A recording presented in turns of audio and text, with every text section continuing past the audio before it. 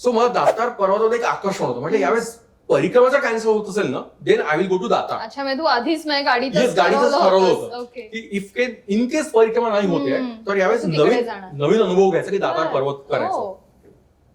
आणि दरवेळेस आता मी जितक्यांदा मी गेलो असेल गिरनारला, तर वरती चढताना नेहमी दातार पर्वत दिसतो. एक व्हाईट कलरची बॉर्डर आहे तिथे, असं त्यांनी चुना लावला त्या ठिकाणी, बरं. सो दॅट दुरून पण दिसतो, दिसायला पाहिजे. हा. दिसायला हवा म्हणून.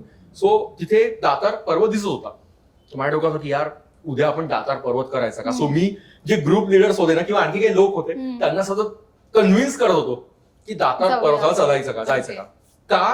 कारण मी एकटा जाऊ शकत नव्हतो. अच्छा. का बरं? कारण ते अत्यंत रिस्की आहे. हो, तिथे म्हणजे गीरच्या जंगलासारखं प्रॉपर जंगल आहे. ओके. गिरनारला 10,000 पायऱ्या आहेत, लोक येतात, लोक जातात.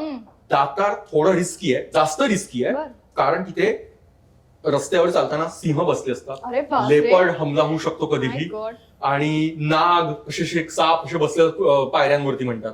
बापरे. रानगवे कधी पण येऊ शकतात. अस्वल आहे का मला आय डोंट नो, ऐकलं नाही, पण हे जे ऐकलंय मी लोकांकडे प्रत्यक्ष, हे रिअल लाईफ स्टोरीज आहेत. अच्छा. हे सगळं मी ऐकलं होतं. म्हणजे मी एकटाच जाणार नाहीये. श्रद्धा आहे पण एकटा जाताना भीती वाटणार आहे.